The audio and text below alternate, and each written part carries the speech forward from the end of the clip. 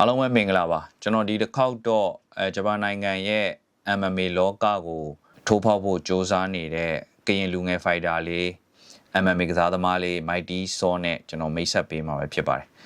ပထမဆုံးကျွန်တော်တို့သူ့ရဲ့ intro သူ့ရဲ့မိတ်ဆက်ဗီဒီယိုလေးကိုကျွန်တော်တို့ကြည့်လိုက်ကြအောင်ဗျ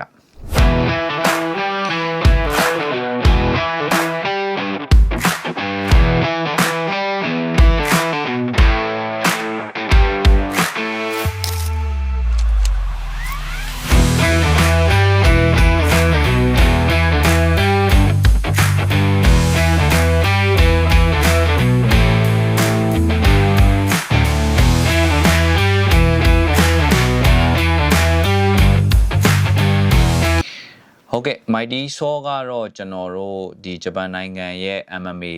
အပျော်တန်းပေါ့နော်အပျော်တန်းမှာသူ7ပွဲထိုးထားပြီးတော့သူ့အနေနဲ့ဒါ10ပွဲနိုင်3ပွဲရှုံးဆိုတဲ့ record ကောင်းကိုရရှိထားတဲ့ကစားသမားလည်းဖြစ်တယ်နောက်ပြီးကြတော့သူ့အနေနဲ့ဒီ2026မှာဒီဂျပန်နိုင်ငံရဲ့ Pro MMA လောကကိုစတင်ဝင်ရောက်ခဲ့တာလည်းဖြစ်ပါတယ်အဲ့ဒီပွဲကိုတော့သူ့အနေနဲ့ဒီ2026 April လမှာရှင်ပြိုင်ကစားသွားပြီးတော့ပြိုင်ဘက်ကစားသမား Ran Fuji ကိုတော့သူ့အနေနဲ့ဒါနောက်ဆုံးအဆုံးဖြတ်ပေါ့နော်အဆုံးဖြတ်မှာ split decision နဲ့တော့ရှုံးထားတယ်ဗျဒါပေမဲ့ကျွန်တော်တို့အဲ့ဒီပွဲကိုပြန်ပြီးသုံးသပ်ကြည့်တဲ့အခါမှာတော့သူ့အနေနဲ့ကဒီပြိုင်ဘက်ကစားသမားကိုပေါ့နော် take down attack တွေကိုပွဲစဉ်ရဲ့80%လောက်သူ့အနေနဲ့လှုပ်ထားနိုင်ခဲ့တယ်ဒီရလက်ထွက်လာတဲ့အချိန်မှာလဲကျွန်တော်တို့တော်တော်လေးအသင်ခဲ့ရတယ်ပေါ့နော်အဲ့တော့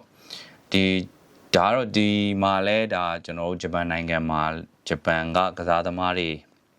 ပုံမှာမျက်နှာသာပေးတာတွေပါလေရှိနေလားပေါ့နော်ဒါကတော့အဲ့လိုမျိုးမပြေးတော့ကံရရှိဖြစ်တတ်တဲ့သဘောလေးတွေကရှိပါတယ်အဲ့တော့ကိုကတော့ဒါကတော့ဒီကိုဘက်ကအပြက်ဖြတ်နိုင်အောင်ဒါစ조사မှာပေါ့နော်ဒါကိုဘက်ကလိုအပ်ချက်ရှိရလို့ပဲသုံးသက်မိပါတယ်အဲ့တော့Mighty Saw ပေါ့နော် Salty Warthog ကကျွန်တော်တို့ဒီ MMA ကစားတဲ့နေရာမှာstand fight နဲ့ ground fight ကိုကစားတဲ့နေရာမှာအစောကတော့ကျွန်တော်တို့ just လို့ခေါ်တယ်အစောပေါ့နော်အစောကတော့သူ့အနေနဲ့ဒါ ground fight ကိုကစားတယ် jiu-jitsu ကပတ်အပြာ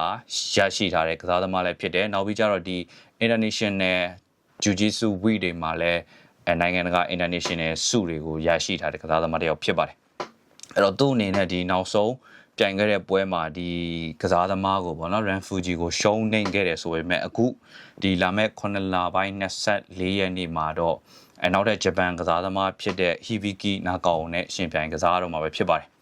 အဲ့ဒီပွဲမှာသူ့အနေနဲ့ဒါအကောင်းဆုံးပြင်ဆင်ပြီးတော့ပွဲထွက်လာမယ်လို့လည်းကျွန်တော်မြင်တယ်နောက်ပြီးကြတော့သူ့စီကနေကြားရတဲ့သတင်းတွေအရသူ stand fight ဘိုင်းကိုလည်းဖြည့်ထားတယ်လို့ပြောရတယ်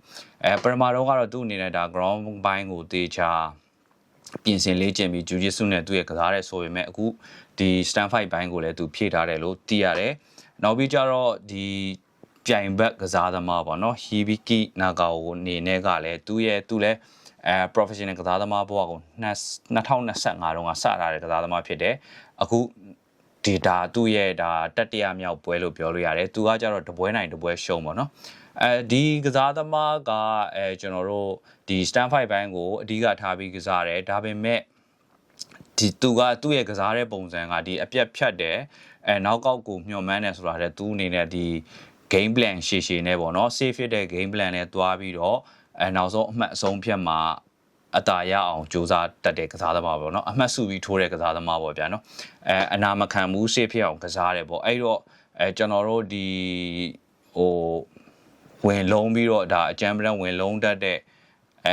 ကစားပုံ aggressive ဆန်နဲ့ကျွန်တော်ကတော့ Mighty Saw ကိုကြိုက်တယ်နောက်ပြီးကြတော့ကျွန်တော်တို့ဒီပွဲကိုလည်းကျွန်တော်တို့ Mighty Saw နိုင်မယ်လို့ကျွန်တော်တို့မျှော်လင့်ထားတယ်ပေါ့ဗျာနော်နိုင်မယ်လို့လည်းယုံကြည်ပါတယ်နောက်ပြီးကြတော့ကျွန်တော်ပွဲနီးတယ်ဆိုလို့ရှိရင်လည်းကျွန်တော် interview လေးတွေလုပ်ပေးပါအောင်မယ် Mighty Saw စီတွားပြီးတော့နောက်ပြီးကြတော့ဒီပွဲကိုတော့ကျွန်တော်တွားရောက်ကြည့်ရှုပြီးတော့တကယ်လို့ဗီဒီယိုရလို့ရှိရင်လည်းဗီဒီယိုပြန်တင်ပေးပါအောင်မယ်အဲ့တော့ကျွန်တော်တို့ရဲ့ fighter လေး Mighty Saw ကိုကျွန်တော်တို့အားပေးလိုက်ကြအောင်ဗျပွဲကတော့9လပိုင်း24ရက်တောက်ကြနေဖြစ်ပါတယ်ကျေးဇူးတင်ပါတယ်ကျွန်တော်ကိုစီပါဗျ